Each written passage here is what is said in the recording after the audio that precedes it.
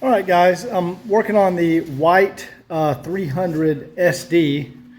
This car is the one with 63,900 miles on it. Incredibly low mileage. But there was an issue with the wood on the glove box. You can see, that's from another car. You can ignore that. Here we go. The wood from the glove box had cracked along the top, and there was a crack there. It looks like, this. You see this on a lot of cars. The owner attempted to glue it all back together, but it's just, that's damaged beyond. I mean, it can be repaired, but it's too much trouble. So I actually have a piece from a donor car, and you can see it's black right now, or it looks black. That's because I actually have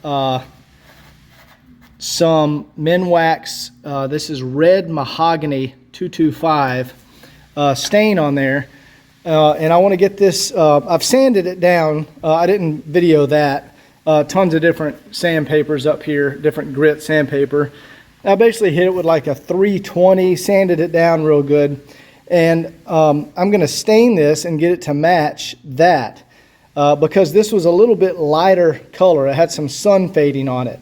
But other than that, the piece is in outstanding condition. So right now I'm waiting 15 minutes for the stain to soak in there. And then I'm going to wipe it off, and I'm supposed to wait 4 hours for the stain to, I guess, set. And then I'm going to put a clear gloss polyurethane over the top of this. And big shout out to Impala Man. He hooked me up with and told me which ones to get. I don't know if you guys have seen his channel or his videos, but look up Impala Man, or just type in W126 wood trim, and the YouTube video will come up. And this is exactly what he did, and he had excellent results. So I talked to him on the phone today and asked him what types of stain. Now, he also said to get a dark walnut. See, that's dark walnut 2716.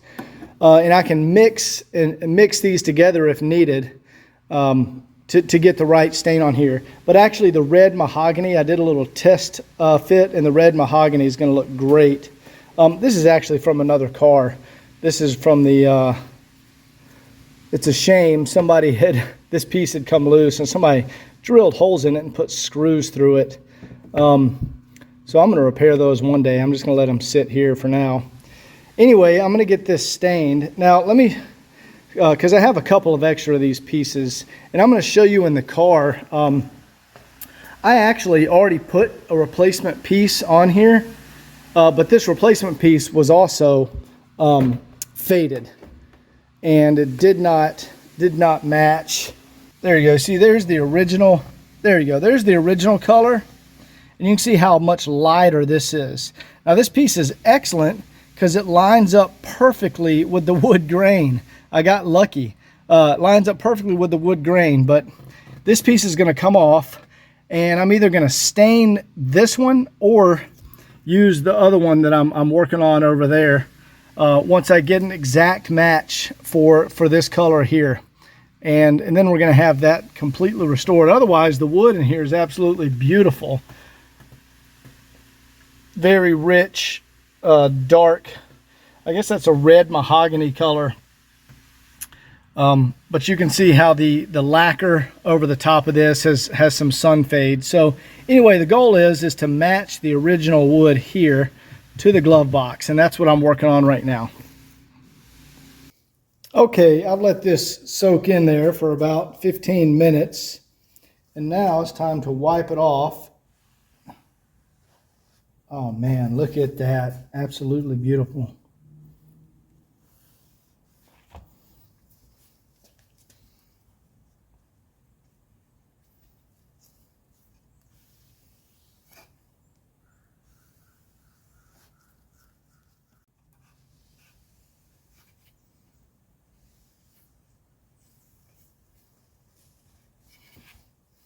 All right, now that is without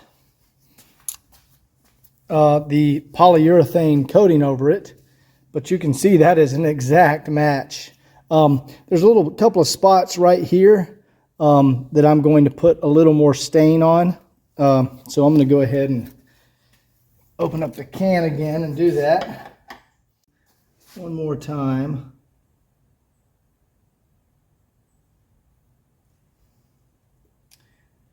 There we go. I think that's all we're going to need. I don't want to overdo it. So we're going to let that sit a little while just to make sure those spots are covered well. Okay, here's another glove box piece that I have in excellent condition. So I've went ahead and sanded it down.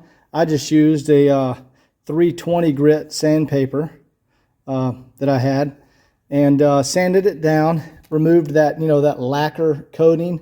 And you actually don't have to take it all the way down to the veneer. If there's no cracks in the lacquer, you really need to just sand down and scuff up the lacquer around, 250, 320, some sandpaper like that. And then the stain will actually soak into the old lacquer and stain it. You can see that one's been stained there. And it has not been polyurethane coated yet, but once it is, it's going to match the original exactly.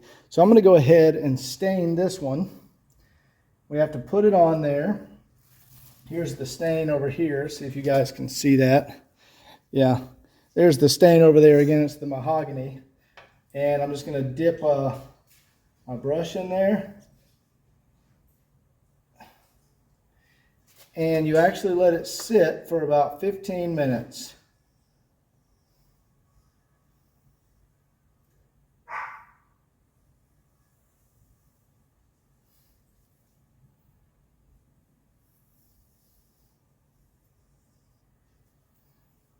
A little bit more on here.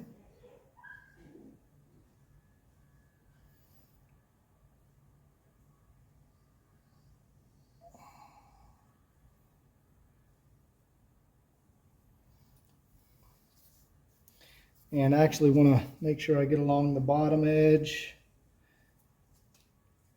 And I'm going to pick it up and grab it from the blocks in the back to go around the top edge. And there we go.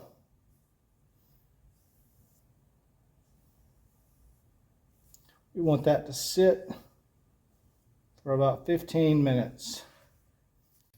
All right, guys, it's been 15 minutes. I'm going to go ahead and get a clean rag here, clean microfiber, and we're going to wipe off this stain.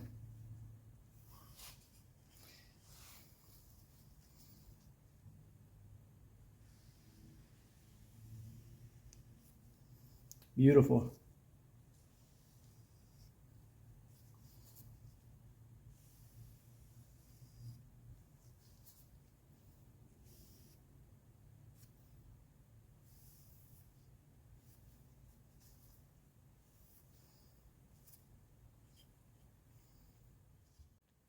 Okay, let's see, here's the original piece.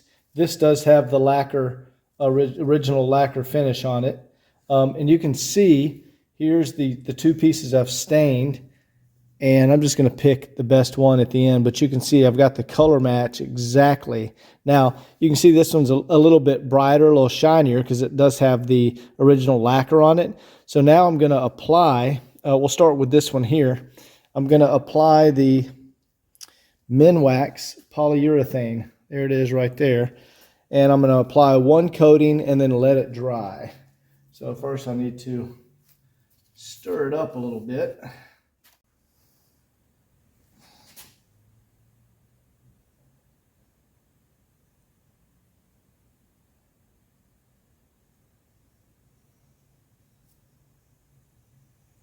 Wow, that's going to look fantastic.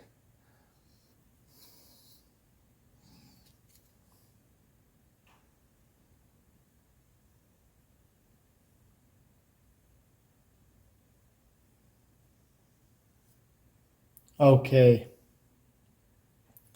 that is one coat. Okay, the piece I just finished, I've set back there. We're going to let that dry, and I'm going to go ahead and put a polyurethane coating on this piece.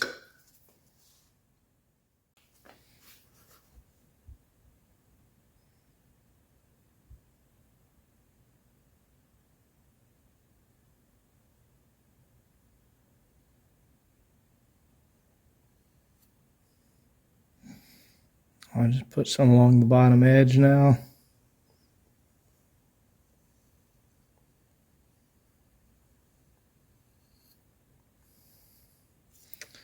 All right, now let's check this top edge. So I can pick this up without messing it up. There we go. Let's get a little along that top edge, and then we're going to let these both dry overnight. All right, here we are the next day, and look at that. I like the one in the back. That's a perfect match. That polyurethane goes on there beautifully, and these came out outstanding. So I'm going to go ahead and put, I think I'm going to put this one on the car, see what it looks like. All right, guys, here we are back in the car, and was able to get the spot removed and restain that area on the glove box, and look at that. Absolutely perfect. This wood is in immaculate condition.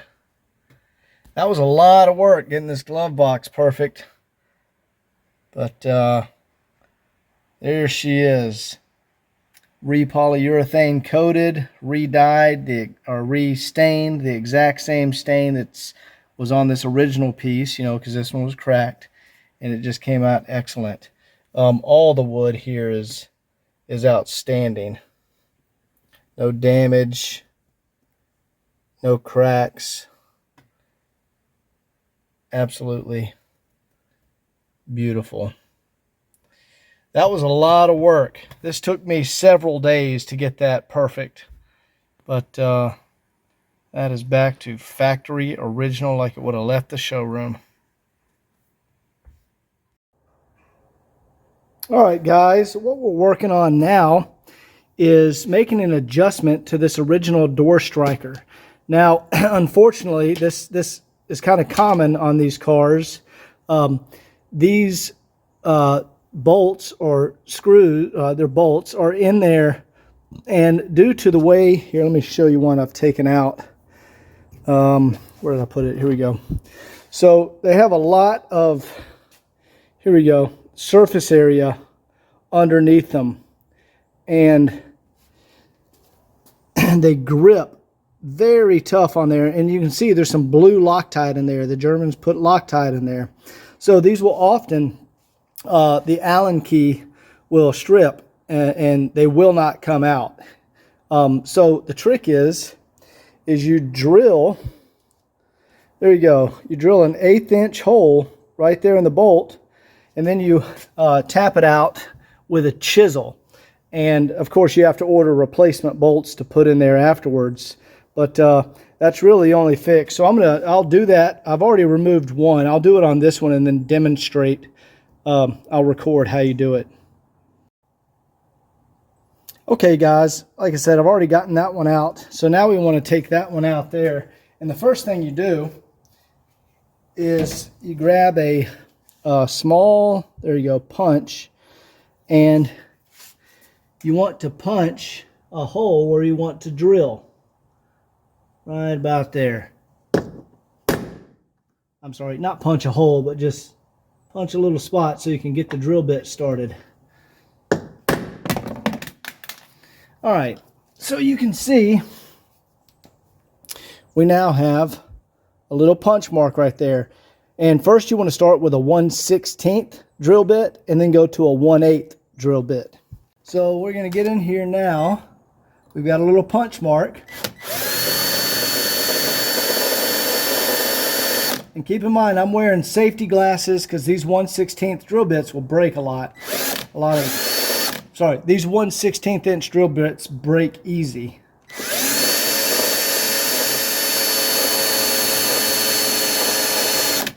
All right, I think that's deep enough, a little bit more.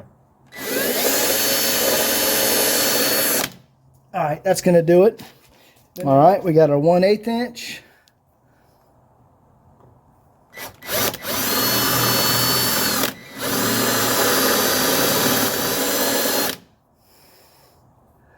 You don't want to go too deep.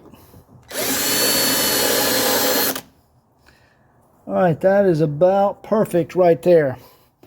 Maybe a little more. There we go. Let's see if I can get in here where you guys can see that.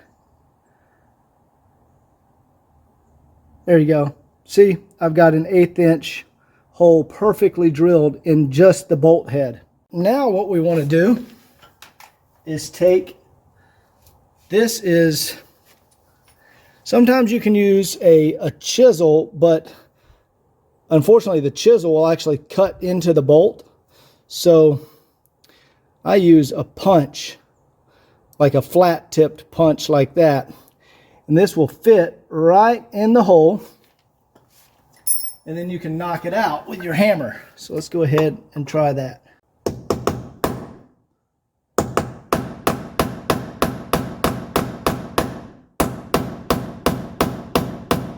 There we go. See, it started to move.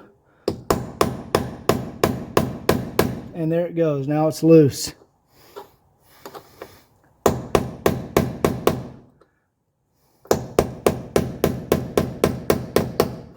That's how you get one of these out when they're stuck like that. There you go. Now this one's probably going to spin freely in a second. Let me move my light out of the way. There we go. There it goes. Need to get a little bit more. There we go. See if we can spin it out now. There we go. And that is how you get one of those out. So I'm going to leave this one. See, it comes out now. Now I'm going to leave this one in place just so the plate stays aligned back there. And because really, I'm going to put in the new bolts, and I'm just going to move this a little bit so it lines up better with the door and you don't have to slam the door. So anyway, I'll leave that one there. And I'm going to go ahead and work on these bottom two, and I'll show the final results when I'm done. All right, guys, we have the old bolts removed, and I've made the adjustment. I just needed to turn the striker just a little bit. So you can see there's the original wear mark right there where the striker was. I moved it back maybe 2 or 3 millimeters, and that has resolved the door closing issue. Now you can gently close the door and it shuts smoothly. And that was the problem. The striker was just a little bit out of adjustment. But in order to do that, you see where these bolts were permanently fixed in there. I had to, let's see, there you go. I had to drill all those out. And one of these was actually, let's see, where is that guy? Oh, this one. I actually had to drill the center of this one out because it was in there so tight, and you can see right there, I just broke through the threads, and that was enough to break the torque or break the clamping force loose, and then it came out with hitting it with a chisel. So the rest of them came out with my method of a 1/8 inch hole and just tapping it out. And those came out no problem. So this time I have not used Loctite, and I've just snugged them up to the correct foot-pounds. So that's not going to come loose, but if you ever need to remove those in the future, you'll be able to get those out. So anyway, let's show how this door shuts. Light force, bam. That is exactly how it's supposed to work. Perfect. Here's the seat back for the 84 300 SD, and the Palomino, the condition of it is outstanding. However, this net was cracked and damaged. So I've got some replacement nets and plastic frames to go around there. And first we start by unbolting the old one. There are these little it almost looks like Mercedes actually cut some screws. It's a pretty strange looking. It's like a wood screw with the tip cut off. That's how Mercedes did it. Every one I've ever pulled out looks the same. They look like cut wood screws, but pretty wild. Anyway, once you have that off of there, the piece just comes off. And I'm going to save that net. I can probably use that on another vehicle. First thing I'm going to do is clean this. Now, the best thing to clean, this is not leather. This is the MB-Tex. So your leather cleaners don't do anything on here. Best thing I found is regular old glass cleaner. Glass cleaner works great on MB-Tex. And we're just going to get a microfiber and wipe everything down. Pretty simple. I guess it's like maybe the ammonia or something in there. Now this is not actually dirt there. That's an indention where the old net frame was pressed in to the back of the seat. But you can see how clean that gets just from simple glass cleaner. You don't want to use anything harsh or any chemicals when you're cleaning these guys up.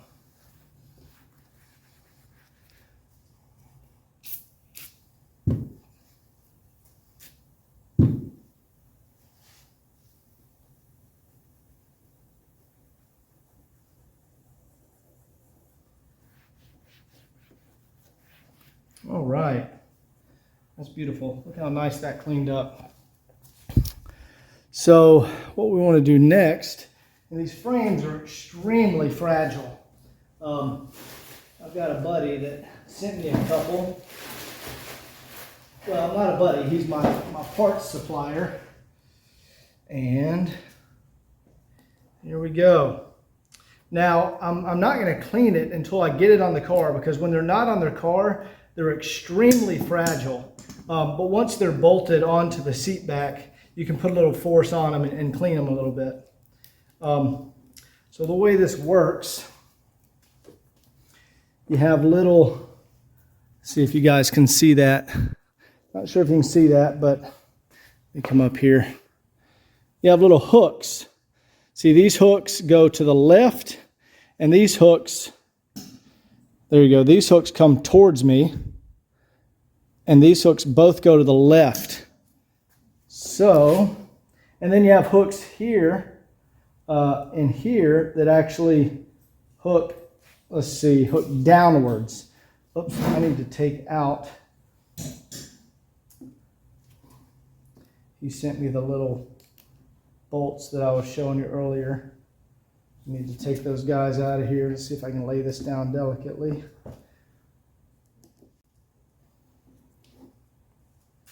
So let me see. Let me move you guys over here.